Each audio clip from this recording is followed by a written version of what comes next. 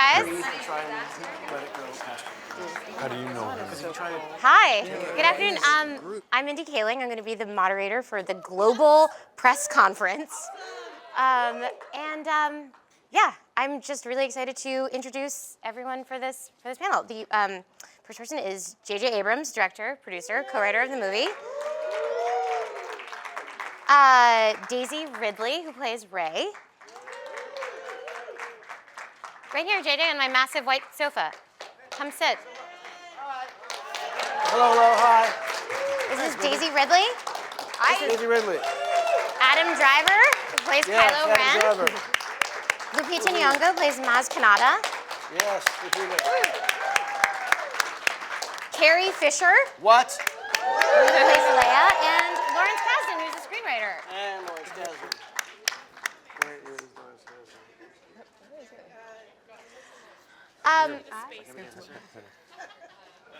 Okay. There's like No, here's Lawrence Kasdan. Where? Hello. Hi. This will be Yeah, for I think we Carrie. should sit down. Agreed. Where's Carrie? She's coming. Oh, where is Carrie? She's coming. I'm the last one now, when I was the first one. I was just going to start. My name is Mindy Kaling, and I know when you think of me, the first thing you think of is a huge Star Wars fan. But I actually am a Star Wars fan because Star Wars is it's a movie, a series of movies. Like, Carrie, come here, please. She needs some convincing. Here, right here. Sure, right next to you. Before and after. Oh, Carrie Fisher. Carrie Fisher. Well, I was just saying the reason I love Star Wars is that I think it defines genres. I think that parts of it are better than any romantic comedy you could watch. It's an action movie, it's a buddy movie, there's interspecies friendships. In fact, it's everything except those boxing movies that come out every holiday season. It really has everything. And I thought I would just tell you guys a little bit more about it. I'm here to run this press conference for a movie that needs no introduction, but I love to talk, so I am going to say a little bit more. On May 27th, 1977, George Lucas's Star Wars opened in US theaters. No one could have predicted the huge impact the imaginative movie would have on people, not just on audiences of the time, but generations to come. The film went on to garner 10 Academy Award nominations, spawn the birth of the visual effects industry, and rewrite the future of filmmaking and filmmakers. The Force Awakens begins a whole new chapter in this storied saga. Good luck, JJ. And while doing research on this, I saw every interview that these guys have done, and I talked to JJ, and I did want to ask them any questions that you could just Google the answers for. For instance, if you asked Daisy Ridley how she felt when she was cast, she's going to say very excited. So I thought I would ask them questions that I've never heard. Oh, no. Actually, Adam Driver, you were like never seen them, not a fan, which I thought was pretty edgy. Okay, never mind. So JJ, I thought I would start by asking you the question I think everyone wants to ask you, which is, aren't you rich? Why did you want to do these movies? Don't you have a hot wife who doesn't need you to be in Abu Dhabi for 4 months at a time? You want to borrow money from him or something? I need $50,000 for an invention. I'll talk to you about it later, but An app. you know. Here's the thing. This is a project that I felt incredibly lucky to be asked to be a part of. And I think I speak for all of us, except for maybe Harrison, when I say this was not a job. I'm kidding. Harrison, was unbelievable. But the process of this movie, to a person on the crew, to a person on the cast, this was not a job, and it was nothing that I think any one of us took on because it was a gig that was available. It was something that felt like a true passion and something that every single person brought much more than any of us could have expected. And so I do honestly feel honored to be part of this group. Excellent. Who was the most difficult actor to work with? I have a guess in my mind who it is. I'm curious what your answer is. Well, it was definitely whomever's not on this couch. Got it. Oscar Isaac. Definitely Oscar. No. It was everyone was shockingly and eerily wonderful to work with, and to get to work with people like Carrie and Harrison and Mark and people who I was a fan of since I was 11 years old, and also actors like Lupita and Daisy and Adam and John. It was so much fun to see them work together and to see how that alchemy came out, and it was really a spectacular and fun thing every day on set. That's a great answer. Carrie, I have a question for you. I'm a big fan of your writing. I love Postcards from the Edge. You coined one of my favorite lines ever, which is, "Do you always speak in bumper sticker?" And I've seen a lot of interviews with you. And Do one I thing I can speak in say bumper for sticker? I'm sorry. Okay, never mind. One thing I can say about you is that you do not speak in bumper sticker. And I think it's because you get asked a lot of stupid questions. Actually. No, that's silly. And I was going to ask you, you have an amazing sense of humor. Do you think that Princess Leia has a good sense of humor? She would have to. Wearing those hair pieces and, well, you should know that. This is all someone else's hair. Okay. So, Then you don't know. Adam, Kylo Ren looks hilarious and normal. Again, I have not seen the movie, but in all seriousness, he seems very focused and obsessed. And in my mind, he's like Robert De Niro's character in King of Comedy. Is any of this even approximating the truth? Again, I've not seen the movie. If so, I'm a genius. If not, then what is he like? Kylo Ren, Rupert Pupkin is what you're Is he asking. Rupert Pumpkin? And Lawrence, you can answer this question too. Yeah, he makes a lot of videos for his mom. It makes a lot of videos for his mom, lives in his basement. He's a great cook. You know, he's a Scorpio. I think he's very unpolished and unfinished. And I think what JJ and Larry did, keeping all the vocabulary that everyone's very familiar with of Star Wars and the dark side, and keeping that very much intact, but also adding a kind of recklessness or something that's kind of unneat about it that I think people normally associate with the dark side being organized and very, in control and calm and in command. I think of the dark side as extremely organized. Extremely organized in a very evil way. Yeah. Is that something that you've continued? Well, Larry, if you want to speak to this, but one of our thoughts was to try and do something that felt a little bit different in that regard. Yes. And that's why we were so excited about Adam playing this part, because there's never been a character like Kylo in the saga. And no, he hasn't got his shit all together, I would say. And Adam acts it so beautifully, because what you're looking at is, you expect this is some evil genius, but what you're getting is all the contradictions and the conflict that people feel. Any one of us can feel at any moment. That's what's so amazing about it, and I think that's what's unique about what Adam has done. Lupita, you play a former space pirate who now runs a bar.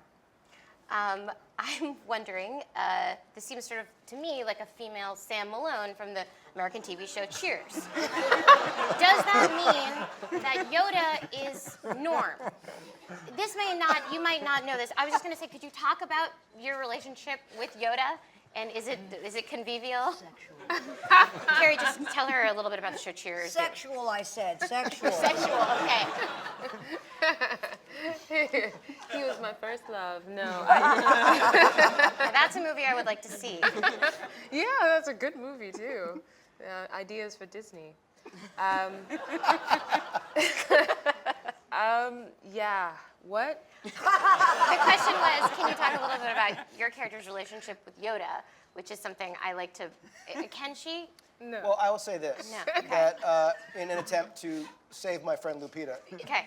from this slightly Idiotic awesomely geeky question, which is that I do believe that Maz and Yoda at one point had crossed paths, but that is not something, of course, due to the events of past films, happens in this one.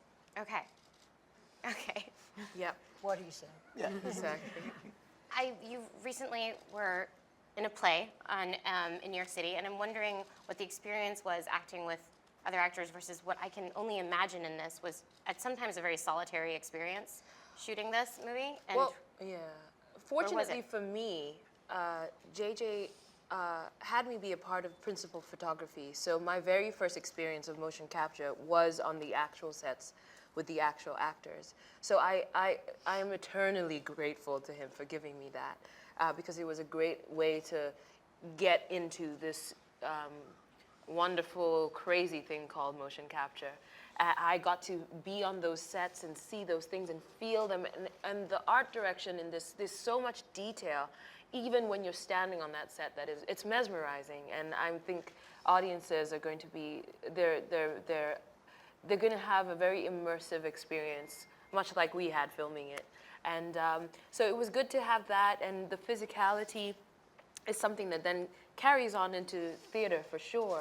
And that was the thing that attracted me to the idea of playing motion capture, the idea of working on a character that wasn't limited by my physical circumstances, and I could work with my body in new ways, and I've continued that onto the stage. If I can just say one thing that Lupita would not, which is that she was remarkably tireless and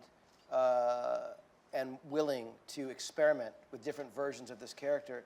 And it was kind of an amazing thing to discover over various iterations of Maz, what she sounded like, how she moved.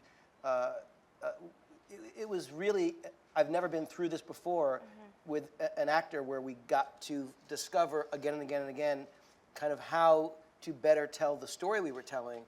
And it was just, I always felt guilty every time we started up another session, we did some reshoots, we did some work, and every single time Lupita was willing and game and deeply committed and into finding Maz Kanata's voice, and I'm just eternally grateful. Thank you, JJ. It's confirmed something I came into this thinking, which is that Lupita Nyong'o is a good actress. I was shocked to discover she's a spectacular actress. It never crossed my mind. But Daisy, I know we have questions from everyone here, but I have a question for you, which is athletes have a walk-up song, which is when they're entering an arena, they have a song that they've chosen to like pumps them up and expresses who they are. Ronda Rousey's is Joan Jett's song Bad Reputation. And I was wondering what your character's walk-up song might be. I actually have one. Oh, I'm so excited. And not to advertise Disney anymore, but it's Mulan, I'll Make a Man Out of You. I'll Make a Man Out of You is your walk-up song? Yeah, I used to play it in the trailer before I went on. can we hear a little bit of it? Oh my gosh. Mr. I'll make a man out of you. It's iconic, guys.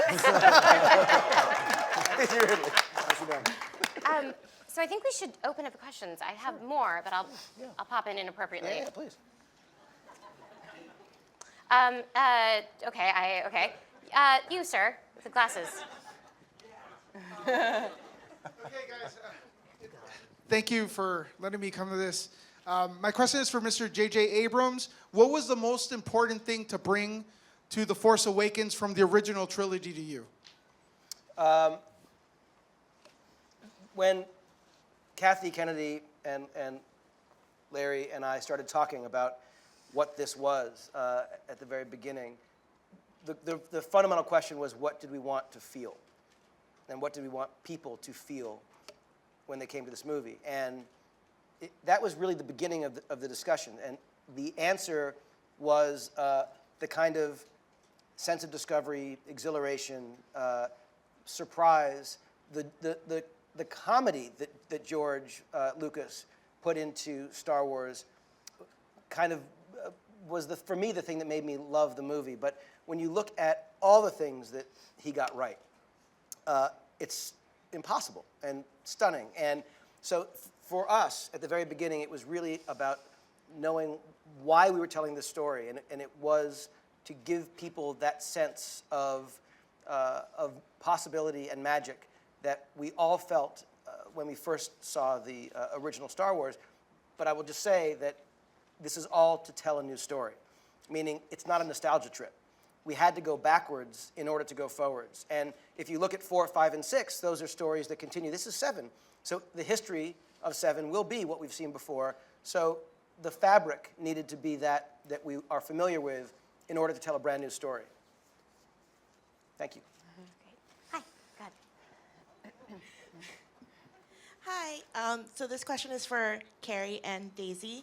Can you talk a little bit about bringing out the girl power in the original trilogy and also The Force Awakens?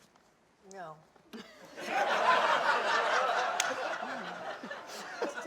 Daisy? Sorry? No, you began this whole thing. I am the beginning of girl power. Yes. Deal with it! No, I got to be the only girl on the all-boys set, which was really fun, you know, to put things in their drinks and stuff like that. We drank through the whole trilogy in the beginning. This was a sober set, so that's what JJ brought to this, was sobriety. Girl power, she's more powerful in the girl power. Yes, I'm louder than you. So she takes on the physical power, and then I scream at them until they pass out. Not scream, I make fun of them. You know, that was what was really fun about doing anything that girl power-esque, is bossing men around. I know a lot of you women out there haven't done that yet, and I encourage you to do so later this afternoon. Over there. Okay. Would Daisy get to answer it? No? Oh wait, Daisy, please. Sorry. Yes, exactly. Oh, God. Well, obviously, Princess Leia and Carrie is a source of inspiration for girls for the past 30 years. And I'm definitely not quite there yet, but I hope Rey will be something of a girl power figure. And I think with writing like JJ and Larry's, and with a story of which she is woven into richly and holds an important role, I guess there's no other way except to say that she will have some impact in a girl powery way. I'm so not eloquent, sorry. She's brave and she's vulnerable and she's so nuanced. That's what's so exciting playing a role like this. She doesn't have to be one thing to embody a woman in a film. And for me, she's not important because she's a woman. She's just important. It just so happens that she's a woman. Like, she transcends gender. She's going to speak to men and women. But obviously, we were started with Leia, and Leia's still there kicking ass. We got Maz kicking ass too. So it's wonderful to be part of, obviously with Kathy at the helm as well, a wonderful crew and cast of wonderful women. Hi. I was going to say, Carrie, you were my first role model when I saw it at 7 over here. Oh, I'm your first role model? That's what I most drew upon. Anyway, for JJ, you're usually very secretive around your films. Was it heart-wrenching for you to let go of some of the footage in the film? No. The contrary, actually. It was something that while we were working on the movie, I realized how engaged with the fans and forthcoming Lucasfilm had always been. And my nature, which is to keep things quiet, was something that I was certain we were going to have fights about, and my wanting to keep the audience surprised when they went to see the movie.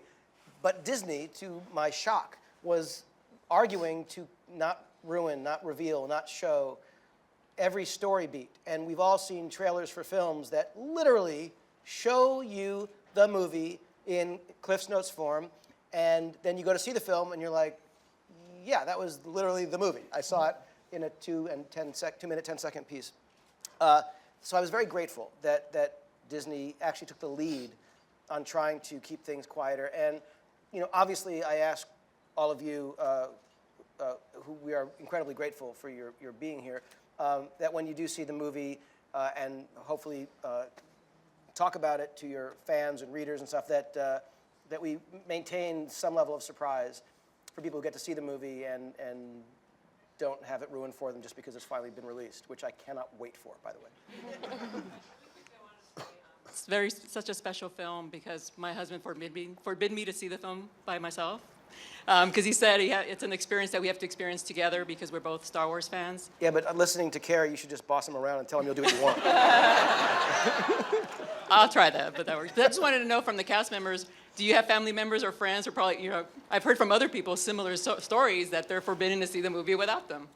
So I think it's really funny that people are putting these pressures on people for this particular movie. To see the movie without our parents? Is that your question? No, it wouldn't be fair to see the movie without him because it has to be an experience we have to do together. Yeah, I find that it's really a family experience. I've had people over the years come up, I'm showing this to my child at, I didn't want to wait till they were 6, so I went with 5. And you watch your children watch the movie and you learn something about your children. And will we like the same characters? And Halloween becomes kind of more of a Thanksgiving experience without the turkey. But you see all these pictures of entire families dressed as the characters, and I find that so moving, sorry. But I do, it's just an amazingly emotional movie. Question over here. Hey there, I'm Rich Woloski from Skywalking Through Neverland. I'd like to know from each of you, what was the scariest moment on your very first day of production, or what was the scariest scene to write from Mr. Kasdan?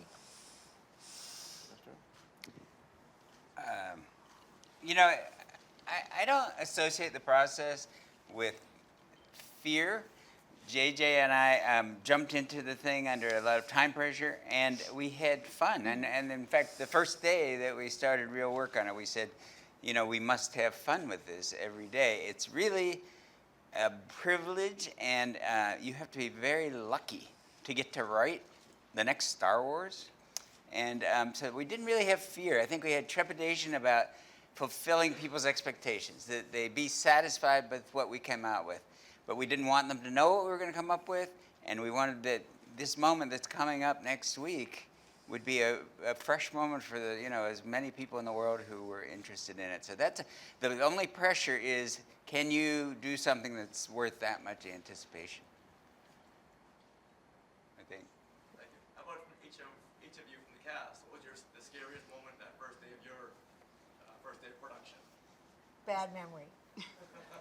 Not remembering my lines.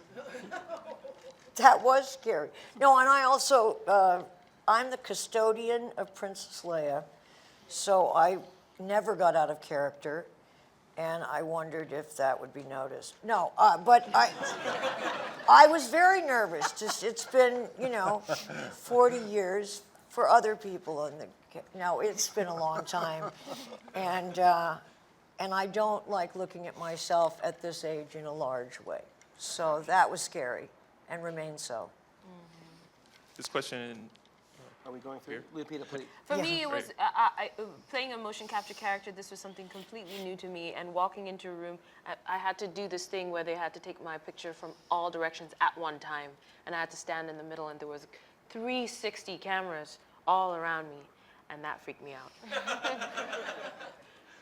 I don't know. I guess I'm kind of terrified before most jobs. So the prospect of this, the Star Wars and all the kind of iconography associated with it, I tried to not think about as much as possible. So maybe when it first started, and then kind of suppressing that as much as possible and trying to break it up into moments, and then that way. But I don't remember like one thing in particular that seemed particularly terrifying. My whole first day was pretty terrifying. I couldn't find a moment that was any less or more than the other. I think for me it's being cast in a role, as everyone knows, I've not really done much before. So other people saw something in me that perhaps I didn't see myself, and I'm still not quite sure if it's there. So the fear of not fulfilling that potential was terrifying. Just listening to what Lupita was saying, it just reminded me, people have said to me, I don't understand, you cast someone so beautiful as Lupita, and then you had her be a motion capture character, and I think, would it be okay if she were ugly? Like, what, like, Anyway, I cannot wait for you to see the work that everyone on this couch has done in the movie. The scariest day for me was when Harrison Ford was injured, which was just absolutely hideous. But the every day felt like there were challenges because I knew how important this was to so many people, and that was never a presence that went away. And so every decision I knew had this importance, and yet we had a day to make, we had a story to tell, and it was always about trying to do the best work possible. Thank you. Andy Howell, Science vs. Cinema, and Ain't It Cool News. This question is for J.J. Abrams. Since the original trilogy, we've sent probes to lots of the planets in our solar system, and we've discovered hundreds of new extrasolar planets. Did any thing we've learned from science make its way into the design of planets in this movie? No.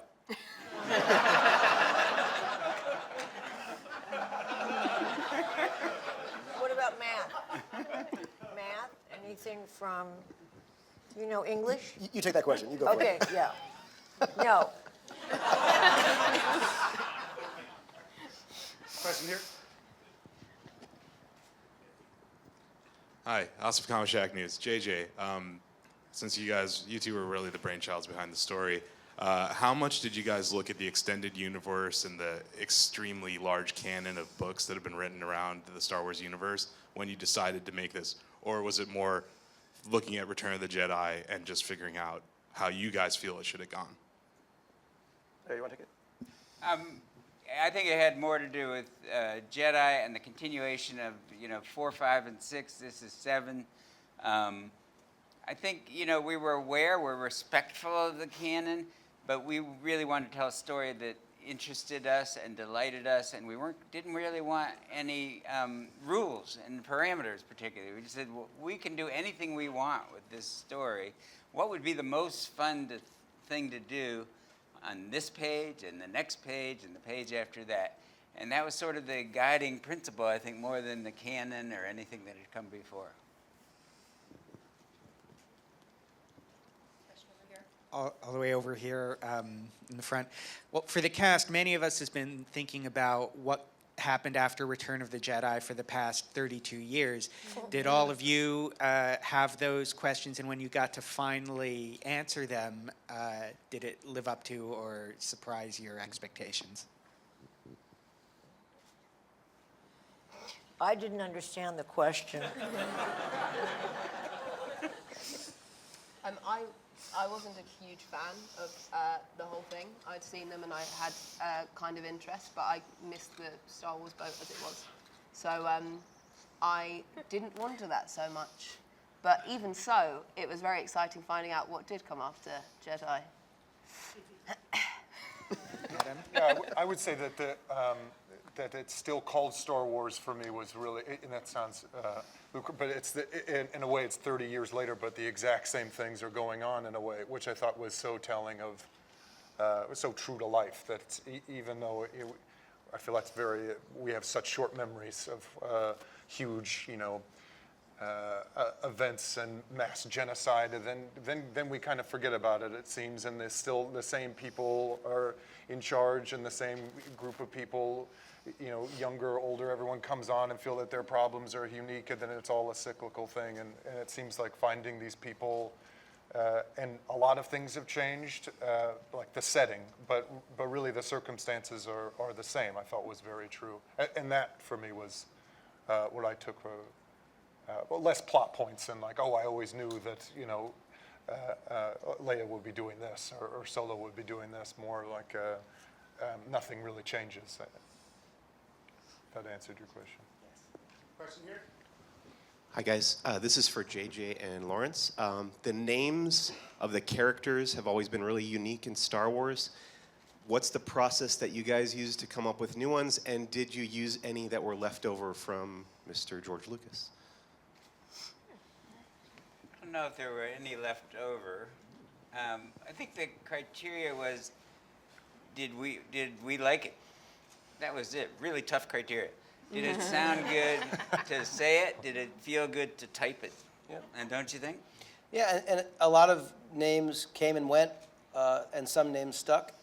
And I remember when we put down BB-8, it was a name that it was the first and only name that droid ever had, but we called him BB-8, and we still do.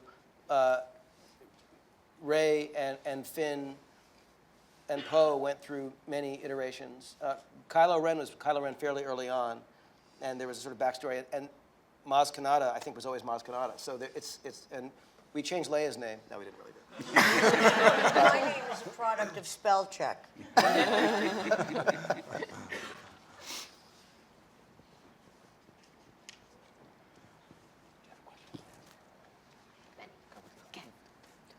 Hi, this question is for JJ. Are there Ewoks in the movie? That's all I want to know. All I want to know is, are there Ewoks? Living? Living. Listen, if a man How dare can't you. joke with friends. No, there are no Ewoks in this film, but you'll find That you're aware of. That's right. There were rumors that some snuck onto set, but there are a lot of them in Return of the Jedi. I think Mindy, you might have a question. I have some more questions. Lawrence, this is a question for you. Yeah. As a writer, I find I get a lot of inspiration from movies that have nothing to do with what I'm writing about. I always look to the movie The Fugitive, Ridley, because I just love the script. And I was wondering, and the answer just could be no, is there any movie that you looked to or thought about when you were writing this one that would surprise you? All the movies of Akira Kurosawa have influenced me throughout my career. That's because he was sort of the Shakespeare of cinema. He did comedies, he did action films, he did Shakespearean drama, and all of life is contained in each one of his films. Seven Samurai, maybe the greatest film ever made, is, it's a personal drama, it's an action picture. So when JJ and I were working, we kept referring to that. And then we would talk about the great American movies that we loved and things that had influenced the first Star Wars, which was Howard Hawks and John Ford and, all the Flash Gordon. And because when George made A New Hope, he was influenced very much by Kurosawa and by Flash Gordon and by The Wizard of Oz. And I think that all those movies you can feel them in A New Hope, and everything that's in A New Hope has come down through the movies to this day, I think. And JJ, you drew inspiration from the movie Clueless when you were talking about this. Yes, that to me was the fundamental. The relationship between those girls. Yes, I don't like to talk about it. Am I wrong? For obvious- I thought I. You, no. Okay. You're absolutely right. It was Clueless. That was. It was not Clueless. Let's take That's another. a joke. Okay. Question here. Another question. Hi, this question is for Adam. Star Wars has a legacy of really great antagonists. Can you talk about carrying that forward with Kylo Ren? Well, I think a lot of it's not beyond my control, I would say. I feel like I was so aware of the movies, and like my friends' kids now, they don't know anything about, they haven't seen the movies, but are somehow so aware of everything that happens. And I think that's how I was introduced to them, through like the merchandising and the toys and stormtrooper helmets and things like that. And so I feel like we tried to not think about that as much as possible. And then I remember early on we not think of him being bad or evil or a villain, and try to make something that was more three-dimensional, because that to me, when we were talking originally, seemed more dangerous and more unpredictable. Someone who feels morally justified in doing whatever they need to publicly kind of state that what they're doing is right, seemed kind of something more active to play than just being evil for the sake of it. That's it's not really fun to play, I guess. Adam, I was going to ask you, you've worked with two of my friends. One of them is Lena Dunham, and one of them is J.J. Abrams. Are they in any way similar?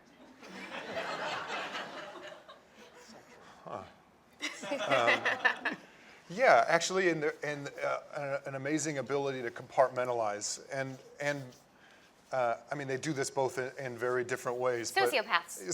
So they're both crazy. They're Crazy. both nuts. I think that I would imagine the weight of something like Star Wars. If it was me, I would go nuts. You know, having to be the kind of spearhead above it, and everyone's looking to you, asking you questions. And JJ was consistently calm and couldn't have been more collaborative. And I feel the same with Lena. I mean, much is made about how young she is, but just because you can't help but compare or imagine what you were doing at 22 or 23.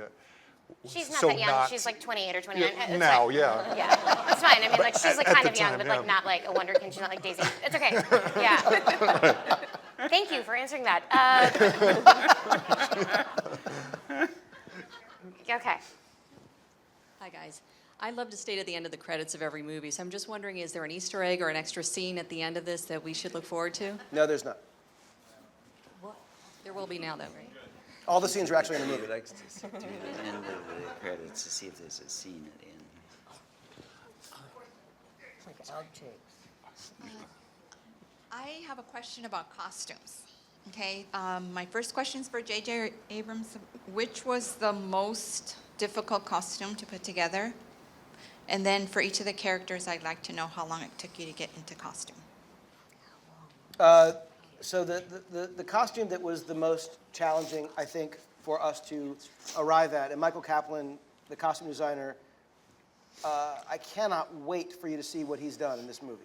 There are so many cool, and many you have not seen at all, costumes that are extraordinary. The most difficult one was Kylo Ren, and we went through, I don't know how many hundreds and probably thousands of iterations and different versions. And one of the great things about that was, over the course of that, the costume for Captain Phasma was designed that was actually pitched as a Kylo Ren costume originally. And for story reasons, it didn't make sense and didn't work. But we suddenly realized, oh my God, this is one of the greatest looking costumes I've ever seen. And he, then she, became one of my favorite characters in the movie. But the design of Kylo Ren was the most difficult one. And when we finally saw the mask and the beginning of that design, it was really instantly clear that was the winner. And I'm very grateful to Michael and his whole amazing team. Was there a question about how long it took to get into the costume? 20 minutes? Does that seem long or short? That's amazing. Obviously, I had because putting the arms things on and everything takes a while, and the wraps and everything. Had a wonderful woman called Kaling helping me. I think the first time took like an hour and a half, then we got it down to like 20 minutes, I think. For me, it took about, well, my costume, I didn't have a costume because I was a motion capture character, but to get suited up took about, in the beginning, it took like 2.5 hours, maybe 3. And then by the end, we had it down to about an hour 15. Lupita had dots on her teeth. Yeah. Like everywhere. She had dots all over the place, and it was, I actually, not until today have I met her without dots. It's fantastic. I'm still finding them in things, like in shoes.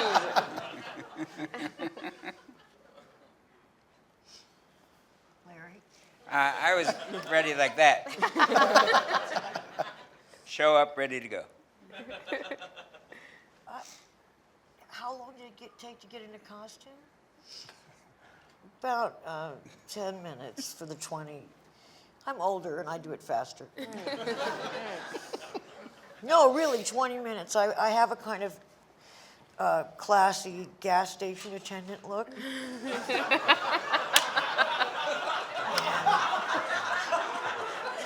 That's not funny.